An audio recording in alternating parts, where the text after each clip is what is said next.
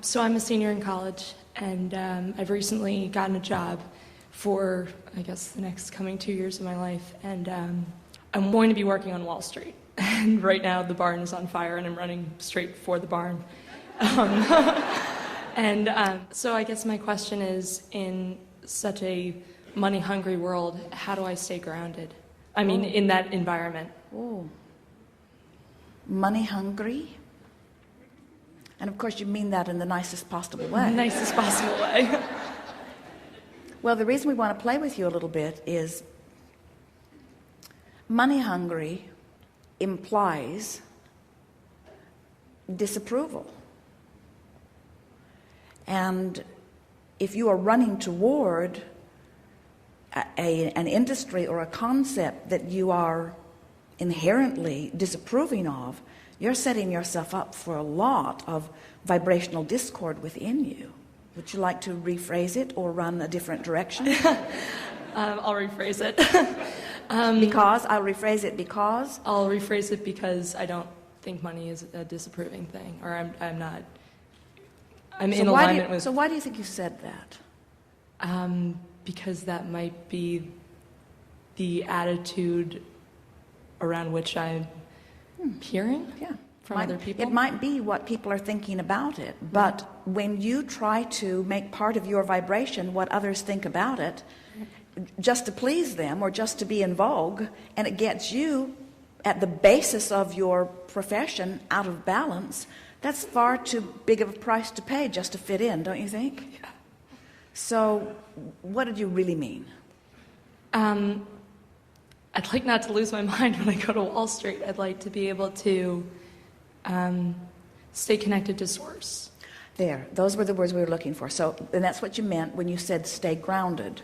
Now let's put this into that vernacular. So, source within me has an opinion. I have an opinion.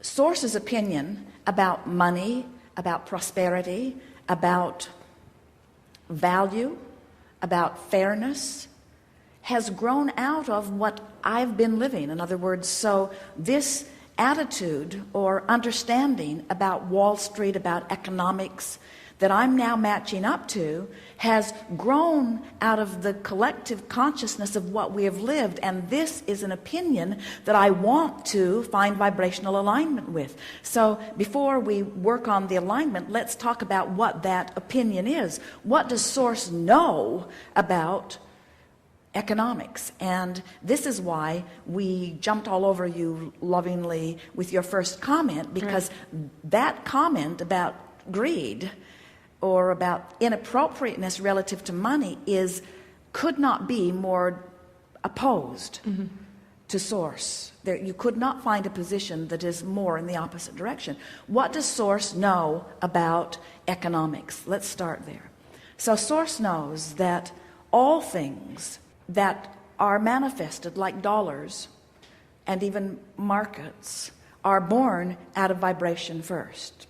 So isn't it logical that when you feel confident, you are in alignment with Source? Yes. And therefore, isn't it logical that when millions of people feel confident, they would be in alignment with Source? Yes. And isn't it logical that millions of people in alignment with Source equals a robust market, Yes. one that's thriving? Yes.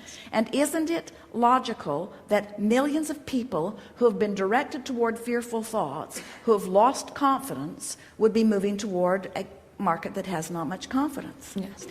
But it doesn't even really matter what other millions of people are feeling about a market. It only matters what you are feeling in relationship to your own. In other words, it is a law that you can take to the bank. That when you are a vibrational match to a thought that feels good to you when you think it, it means that good things about whatever the subject is that you're focused upon are on their way to you, you see. We're just wanting to convey to you that you don't need to wait for a stable market in order to eagerly run for the barn called Wall Street. You have the ability single-handedly to find your alignment with any subject. And when you do, you'll feel a compulsion to move in the direction of it, and it will treat you right. Thank you. That really helps.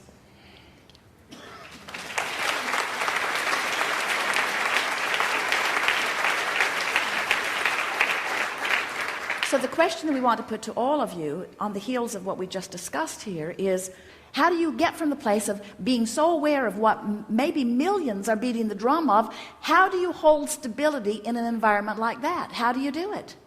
By stepping back from the details of the data that they are all using to torture themselves into more stable data that you've already discovered. And what is that data? What is a more stable understanding right now today than the law of economics in your financial environment? What's a more stable law?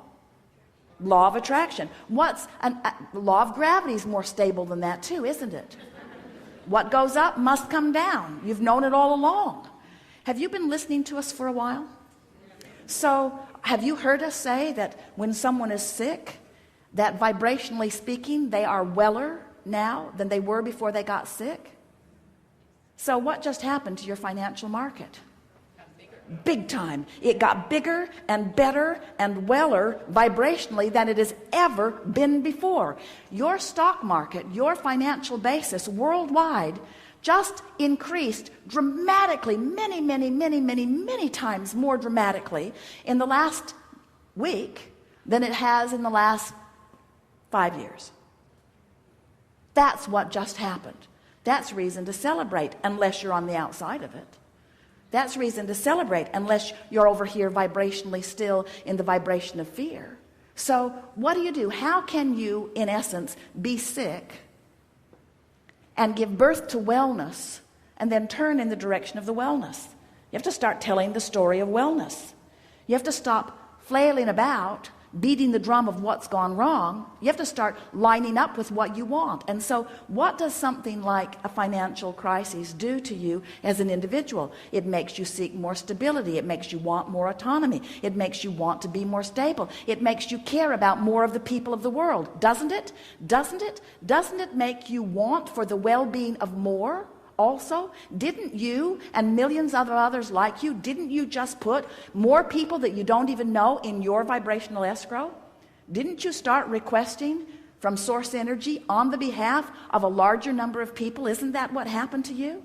You've done it whether you know that you've done it or not. Now, when you find a reason to feel good, when you pet your cat, when you bask, when you put your feet in the water, when you make love, when you do things that distract you from the problems of your day, and you use any excuses you can to cause the cessation of resistance and therefore the allowance of alignment, when you do that, what are you now aligning to? What are you aligning to that was not even there to align with last week?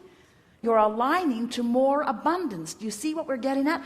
That's why we don't worry about the hiccups. We don't want to get rid of contrast. We don't want the things that you think you don't want to go away. We want them to stay here to stimulate you to more wanting. We just don't want you to be among the ones who keep asking for more but keep holding yourself in deprivation of what you and your culture and your world and your economy have expanded to. It's time for you to begin to allow the abundance that you've asked for. And when you ask in an extra strong way, strong asking and a little allowing goes a long, long way.